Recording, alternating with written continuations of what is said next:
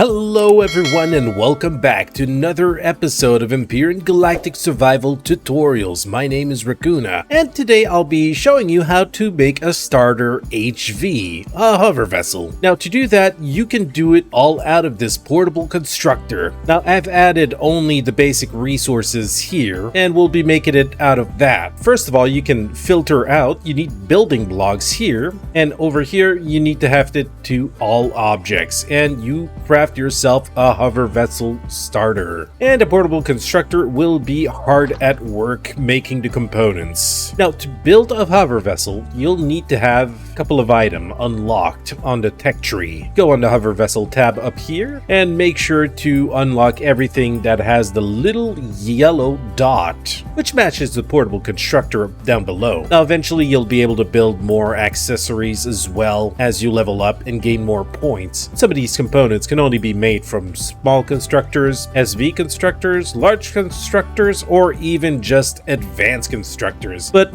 for beginner HV, we're going to stick to the portable constructor. Now, if I go over here to devices and I filter out on the right here to hover vessels, it'll show me everything that I can build in the portable constructor. As you can see, there are still a few items that have yet to be unlocked, but these will not be needed for what we want to build right now. So once your starter block is ready, you just put it on and it gives you a starter block for creating a hover vessel. After a while, it'll automatically drop to the ground because, you know, there's gravity and stuff. If you were to build it in space, it would be a lot easier to be able to pretty much maneuver around it. So for the tutorial purposes, I made it so when I build something, it would be instant. So next we'll want to build the basic components. We'll first take care of fuel. So what you want is a generator and a fuel tank.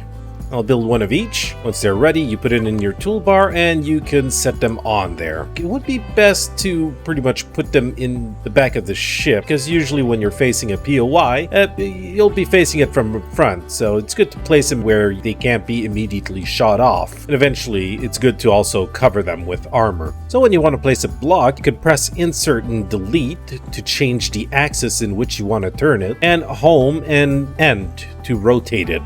Once you're ready, you just left click. Now what I did is I put a fuel tank and I put a generator which is going to run off of the fuel inside of the fuel tank. You can press F on it and it'll show you how much fuel you have left. Next off, we'll want to build ourselves an O2 tank and also a cockpit. Let's put those into our toolbar. Now most planets, when you begin on them, they do have oxygen, but some don't, so it's always good to build one. So you can press F and access your oxygen tank. And later on, you can also build an oxygen station in which you can refill the oxygen in your armor. Now next off, we can build ourselves a cockpit. If you right click, you can have a different assortment of cockpits. And you can have open ones as well. Since this planet right now has oxygen, I could go and build one of the open ones. There you go. Please be reminded that if this cockpit is not in an enclosed area on a planet with no oxygen, you won't be able to get the oxygen from the oxygen tank. It's got to be airtight. If I were to choose one of the other cockpits, as you can see, these are all airtight. So as long as you're in there, if you have oxygen in your oxygen tank, you'll be able to breathe. So next what we want to do is have some hover engines or ground repulsor. The difference between the both of them is this one, the green one exactly, it does come with directional thrust and torque. So if you just put these ones, you won't need to add a thruster to move around left and right. So let's build 4 of them and let's just put them on the side.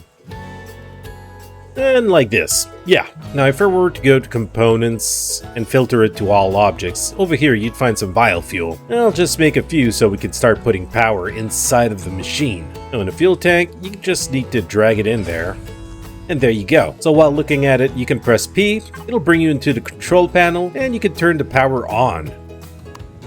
So this little puppy should be working. Yeah, it's very basic. It can move. It can go left and right. It is very maneuverable because we only got the basic component in there. It's a nimble little fella. Look at that. Look at that move. Woo! But right now it's got no armor. It's got no protection.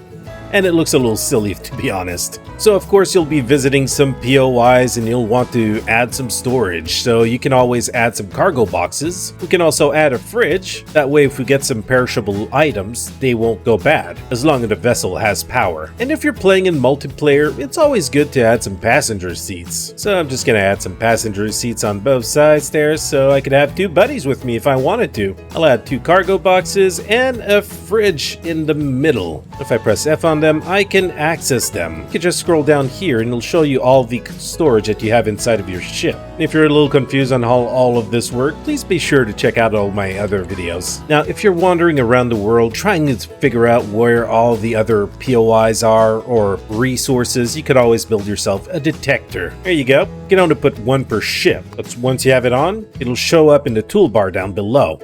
If you click on it, it'll send out a ping and it'll show you what there is around. You'll have resources, you'll have question marks, you'll have other ships. And over there we got a nice little wood cabin and a Dudley spider's nest. And I don't like spiders, so I won't be going there. Not just yet. Now over here you have the RCS, which gives you more torque, and it also lets you turn a lot faster. But right now, since my ship is really small and it's very nimble, it really doesn't need any. Over on the side here, you have a docking pad. Now later on, when you have a CV or just any other ship that you'd like to dock to, you need that for it to clamp on. Now what I could do, I could go on my ship, hold space to raise it up to the maximum of 1.5 meters. I could crouch and I could actually set this underneath. Right here. That way I'll be able to dock on another ship whenever I need to. Over here we have an armor locker, which pretty much says it all. You can change armors in there and put some boosters on and everything. Over here you have a small constructor. It's like a normal constructor, but for ships. And over here you have a passenger's seat,